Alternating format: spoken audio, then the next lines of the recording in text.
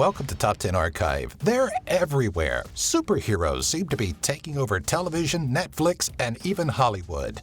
With so many successful comic book-related movies lately, it raises the question, which movies have been most successful thus far?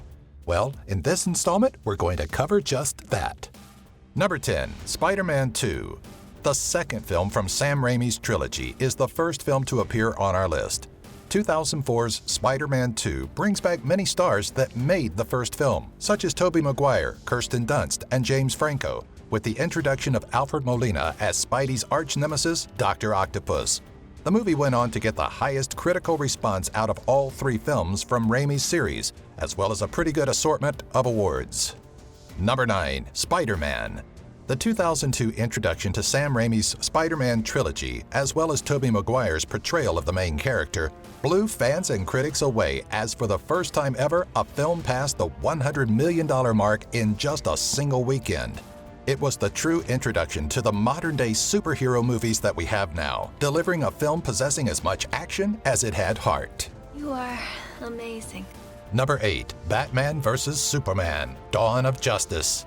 The follow-up sequel to the 2013 film Man of Steel, Batman vs. Superman: Dawn of Justice takes place pretty much immediately after the first film. Directed by Zack Snyder and released in 2016, the film follows Batman as he attempts to take on Superman and make him pay for the damage he has done and lives he has cost.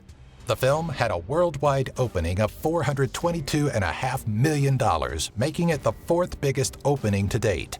Though financially successful, the film was ripped apart by critics with claims such as Batman vs. Superman: Dawn of Justice smothers a potentially powerful story, and some of America's most iconic superheroes in a grim whirlwind of effects-driven action. Number 7, Spider-Man 3. Sam Raimi's third and final part of the Spider-Man trilogy he directed was good enough to do well at the box office, but all around received mixed reviews, most of which were negative. Tobey Maguire's days as Spider-Man came to a close after this film before the series would get a reboot under the title Amazing Spider-Man. The film's overall failure was mostly attributed to the multiple storylines it tried to keep, as well as the miscast of the famous villain Venom. Number 6, The Dark Knight. Though Christopher Nolan's 2008 sequel to Batman Begins would meet with a multitude of success, being one of 26 films to date to sell $1 billion at the box office, it isn't without its tragic happening. Late actor Heath Ledger was cast as Joker for the film, which he portrayed in a phenomenal, whole new, creepy fashion. Why so serious? Saying he viewed the Joker as a psychopathic, mass-murdering, schizophrenic clown with zero empathy. It was during the filming of this movie that Heath Ledger would die from acute intoxication from prescription drugs. Number 5, The Dark Knight Rises. The final installment to Christopher Nolan's Dark Knight trilogy, which served as a reboot to the franchise after the incredible failure that was Batman and Robin, was a box office smash. Though both the second and final film broke $1 billion at the box office, the most notable was 2012's The Dark Knight Rises. Number 4, Captain America: Civil War.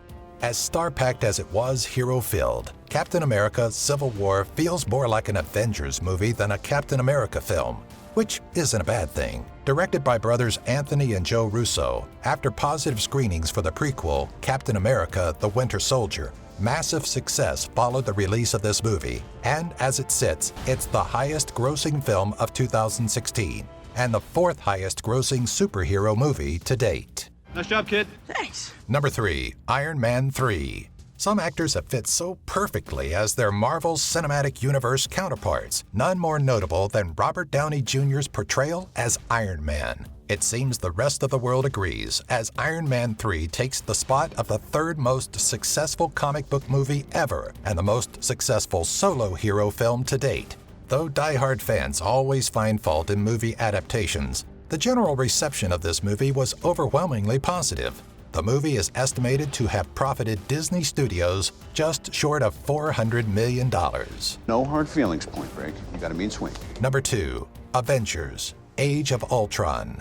Avengers Age of Ultron released as the 2015 sequel to the 2012 blockbuster hit The Avengers. Both written and directed by Joss Whedon, you know, the man who brought us Firefly, Dollhouse, and Buffy the Vampire Slayer, the hero-packed movie seemed not to disappoint, as fans would make sure it became the 21st movie in history and 8th Disney movie to break $1 billion in ticket sales. Number 1. Marvel's The Avengers. The film first began development in 2005 after Marvel Studios received a generous loan from Merrill Lynch, but wouldn't premiere until April 11, 2012 at the El Capitan Theater in Hollywood. Joss Whedon's The Avengers would obviously go on to achieve record-breaking success, including numerous awards, a handful of records, and a multitude of critical acclaim. If that isn't enough, it was the first ever Marvel production to have ever generated $1 billion in ticket sales. All right, good job, guys. Hey everyone, thanks for watching. If you'd like to see more videos like this, be sure to visit and sign up with our friends at Geek Fuel by using our affiliate link found in the description section. For just $20 a month, you'll receive at least $50 worth of geeky stuff that you'll actually use. Each box comes with a t-shirt you'll actually want to wear and a free Steam game download, usually valued at $10 or more. Don't miss out on this monthly box that Stan Lee himself endorses. Be sure to subscribe to our channel to keep updated on more lists like these, box openings, and giveaways. Spider-Man, Spider-Man, does whatever a spider can. You know, I think he was the only one of the superheroes in all these movies that had an actual theme song.